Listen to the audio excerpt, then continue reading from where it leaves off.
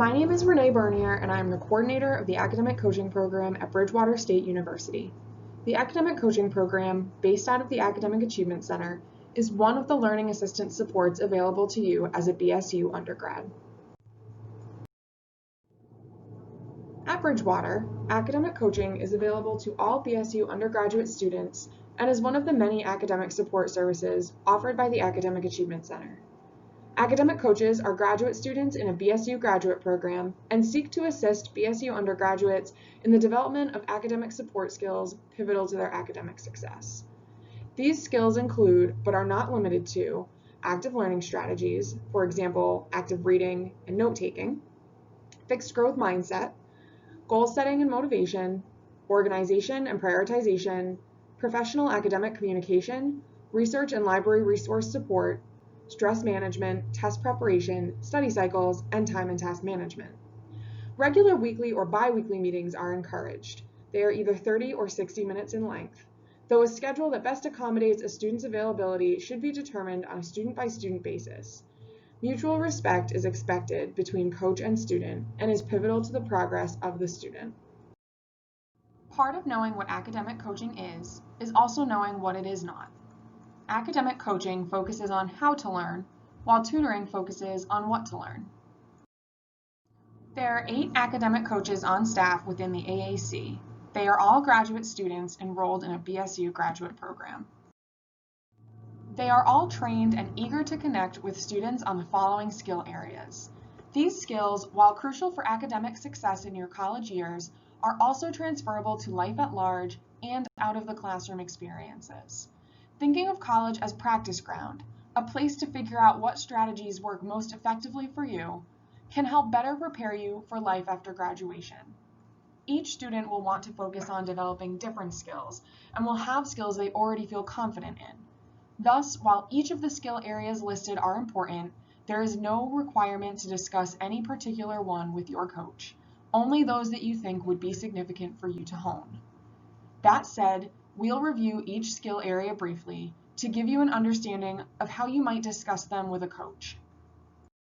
Active learning strategies means more than just effective active reading strategies or note-taking strategies. Both are important and can be discussed with a coach. However, they are certainly not the only strategies of importance. The coaches help students think about their own thinking and their own study habits in order to assess what is working and what new strategies might work better. This includes talking about things like forming study groups, which can be helpful in a virtual setting when it serves both an academic and a social connection purpose, testing yourself as a form of studying, and teaching the material to others to gauge your level of mastery over certain concepts. Understanding fixed growth mindset and working towards developing a growth mindset is another skill area within academic coaching.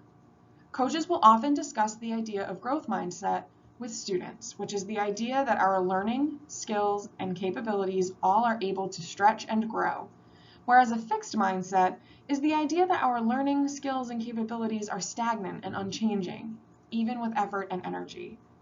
You can see a fixed growth mindset when it comes to challenges, criticism, effort, obstacles, and success, and how you approach those areas of your life. Goal setting and motivation is critical, especially at the start of each semester. Starting the semester with academic goals can be the difference between feeling motivated and focused versus feeling off track or aimless. When setting goals, make sure that they are SMART, specific, measurable, achievable, realistic, and timely. Making sure that they are SMART goals can ensure that you feel you have a way to measure your progress as you pursue them. Another important beginning of the semester task is getting yourself organized.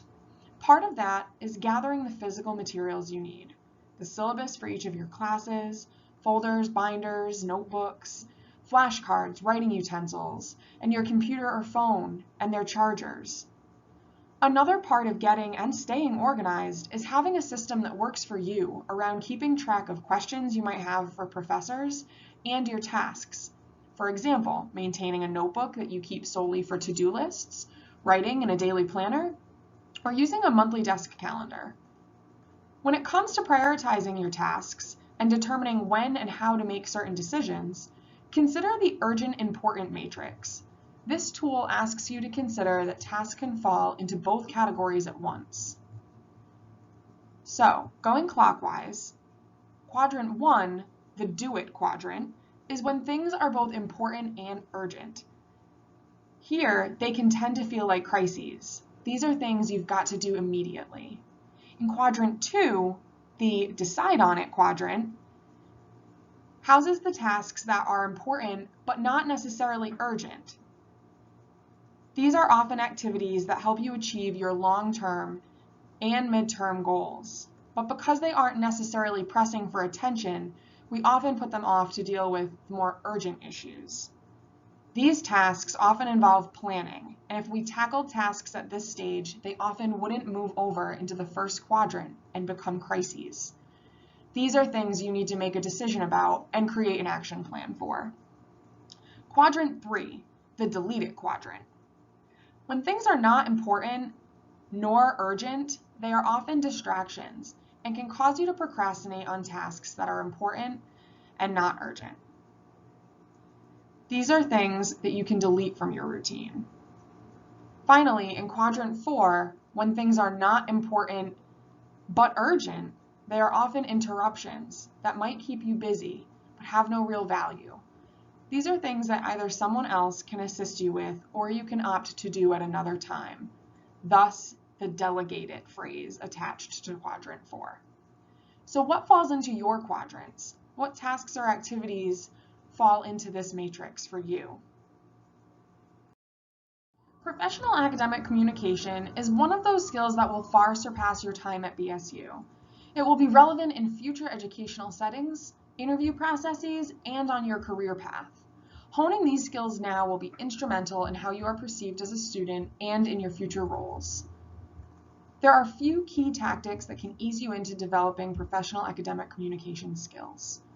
The first is to check your email multiple times a day. BSU's main form of communication with their students is email.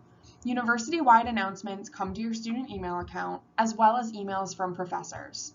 Checking your email in the morning, around noontime, and again in the evening as you're preparing materials for the next day can help you avoid missing important class updates, like a canceled class or a change to an assignment deadline. The second tactic is to prioritize office hours.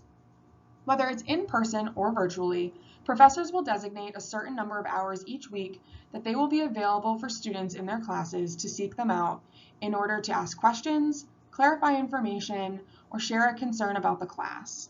There are a variety of reasons a student might utilize that time, and being proactive about using office hours might mean that you grow more comfortable working with your professors and more confident in the material and assignments for your classes.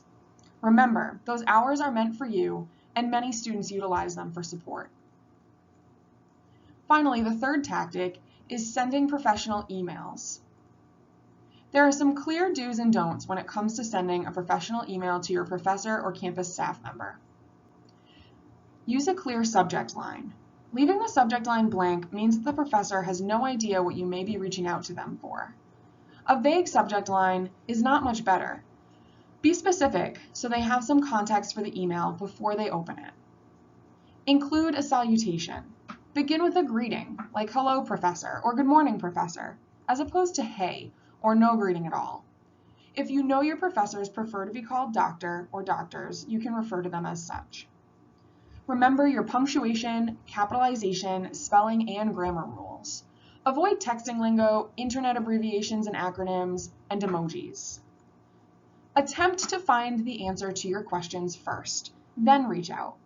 Let your professor know you've been resourceful and used your syllabus, textbook, or classmates before outreaching them. Finally, finish strong. Include an email signature.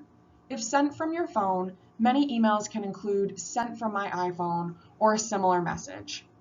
Let your professor know you took the time to compose a well-thought-out email, delete the generic phone message, and end with a signature like "best" or "sincerely," followed by your name and banner ID.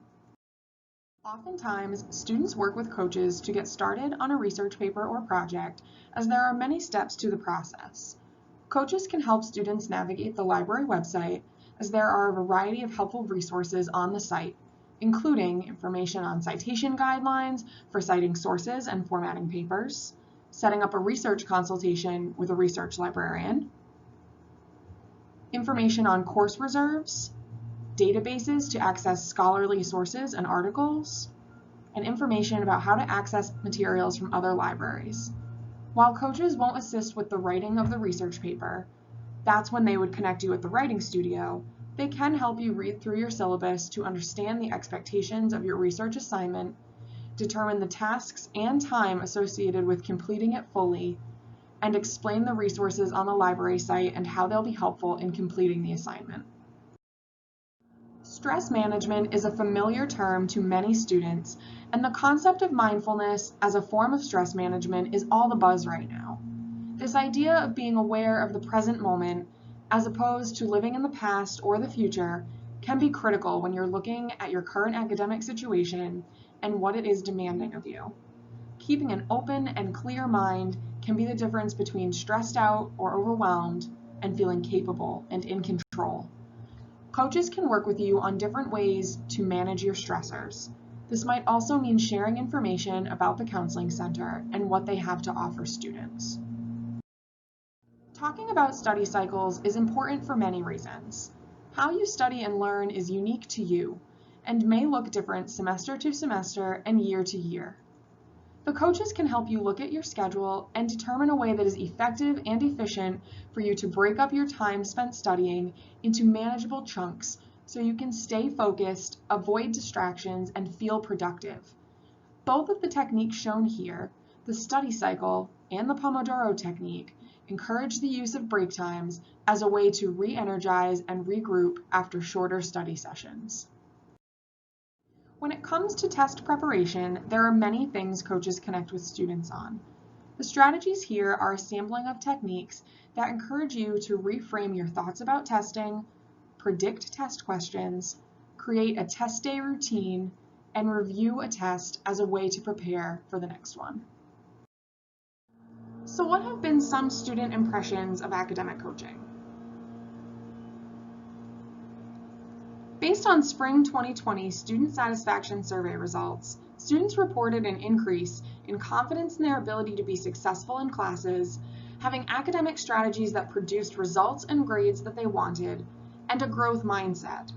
Also, 83% of survey respondents said that they would return for academic coaching in a future semester, and 97% said that they would recommend academic coaching to their peers. Those students who reported that they would not return indicated that they were either graduating or felt that they would determine their need for coaching on a semester-by-semester basis. Finally, here are some of the reviews we've received from students in their own words. One student reported, "Academic coaching is probably the only reason I had a chance at passing my classes since everything went online. Online classes destroy me, so being forced to take them was a nightmare. My coach helped me get through it."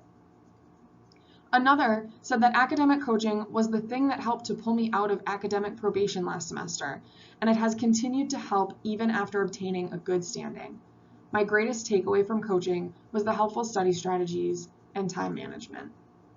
The student feedback indicates that academic coaching has been a positive support for many students on their academic journey at BSU. So how does it work? If you're interested in setting up an appointment, here's what you can expect. A student can meet with a coach any number of times over the course of the semester, and even if they don't meet weekly or bi-weekly, they typically return for at least one follow-up meeting after their initial meeting. In the first meeting, the focus is on getting to know one another, building rapport, reviewing the academic coaching contract, and setting some initial goals. Ideally, at the end of the first meeting, you and your coach work together to set up a second meeting. The second meeting and any subsequent meetings are an opportunity for you and your coach to follow up on the goals set in the first meeting, share strategies and resources, and work together to refine goals and track progress. The final meeting or meetings are an opportunity for you and your coach to recap the semester, review any challenges faced and overcome, review progress and success, share feedback on the coaching experience, and establish what the maintenance of coaching support may look like in the future. One of the key academic success strategies you can employ as a student is seeking resources and assistance and doing so proactively. You don't only need to do this when you feel you need help. You can implement academic coaching at any point in your academic career, whether you want someone to support you through a challenging academic experience or you want an accountability partner along the way to help you learn, develop more of, and stay committed to the development of the skills we covered today. Follow these 5 steps to make an appointment with an academic coach. Step 1. Make a 30 or 60-minute appointment using Academia, our appointment scheduling platform. Step 2. Receive a reminder email 2 hours in advance of your meeting with the link for your academic coaching appointment in the email. Step 3. At the time of your appointment, click on the Zoom link in the reminder email to meet with your coach. Step 4. If you need to cancel or reschedule your appointment, you can do so via a separate link in that same reminder email. Step 5. Use Academia to make additional appointments.